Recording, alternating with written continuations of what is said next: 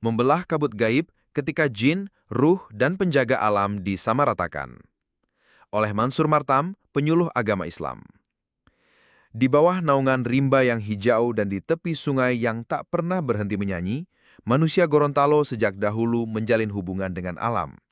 Mereka tidak hanya berburu dan bertani, tetapi juga bersapa dengan yang tak kasat mata, dengan penjaga gunung, ruh pelindung kampung, atau penunggu air. Semua itu terangkum dalam sebuah tradisi purba bernama Dayango. Namun hari ini, warisan itu sedang diguncang oleh kebingungan yang sangat mendalam. Kebingungan epistemik, ketika jin, ruh leluhur, dan entitas penjaga alam disamaratakan. Yang gelap disangka terang, yang menyesatkan disangka menolong. Maka tak heran bila tradisi ini kini menjadi ladang perdebatan antara yang menjaga adat dan yang menjaga akidah. Kekacauan makna. Semua yang goib dianggap suci.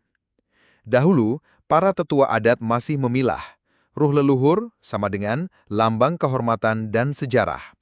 Makhluk penjaga alam sama dengan simbol keseimbangan ekologis. Jin dan setan sama dengan makhluk yang bisa menyesatkan, harus diwaspadai. Namun kini batas itu keruh. Semua yang tak terlihat disapu dalam satu wadah, penguasa alam. Tanpa kritis, mereka dipanggil, dirayu, bahkan dipuja. Doa menjadi mantra, syukur menjadi sesajen, dan tauhid pun terkikis oleh kepentingan sesaat. Inilah bencana terbesar dari tradisi yang tak dijaga, ketika perbedaan antara karomah dan sihir, antara karomah dan khurafat, antara sufi dan dukun hilang ditelan romantisme budaya. Kami memanggil yang menjaga kampung, kata seorang pelaku Dayango. Tapi siapa yang datang? Malaikat, ruh, ataukah jin yang menyamar? Islam, cahaya penjernih gaib.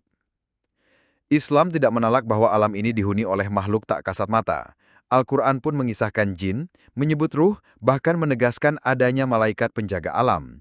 Tapi Islam juga membawa kerangka epistemik yang jernih, yang membedakan antara ibadah kepada Allah, muamalah kepada sesama makhluk, dan larangan bersahabat dengan syaitan. Dan sungguh, ada sekelompok manusia meminta perlindungan kepada jin, maka jin itu menambah kesesatan bagi mereka. Maka relasi dengan alam harus melalui cara-cara yang ma'ruf secara syariat, bukan melalui kompromi dengan entitas goib yang tidak jelas identitasnya. Menuju tauhid ekologis, membebaskan tradisi dari jin. Sudah saatnya kita menata kembali pemahaman. Ruh leluhur yang kita hormati tak perlu dipanggil lewat sesajen. Cukup kita doakan dengan istighfar dan sedekah. Alam yang kita jaga tak perlu dititip pada jin. Cukup kita rawat dengan ilmu dan tanggung jawab. Dan tradisi Dayango, bila hendak dilestarikan, harus dibersihkan dari unsur persekutuan. Mari kita bedakan. Penghormatan kepada alam tidak sama dengan pemanggilan jin. Doa syukur tidak sama dengan persembahan gaib. Zikir ekologis tidak sama dengan ritual klinik. Kebingungan epistemik ini hanya bisa diakhiri bila ulama dan budayawan duduk satu meja, menyusun fikih kebudayaan lokal yang memuliakan adat dengan cahaya wahyu. Dakwah sebagai lentera dalam kabut epistemik. Jangan buru-buru mengutuk Dayango sebagai syirik, sebab terkadang pelakunya pun tak tahu mana yang sedang ia panggil. Tapi jangan pula membiarkannya tanpa arah. Dakwah hari ini harus menjelma sebagai lentera di tengah kabut epistemik, menuntun masyarakat dari mistifikasi menuju pencerahan, dari kultus gaib menuju spiritualitas yang tauhidi.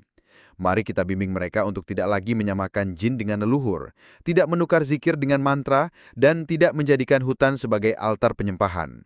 Sebab bumi ini bukan milik ruh, tapi amanah dari Tuhan, dan hanya bisa dijaga oleh manusia yang memuliakan tauhid.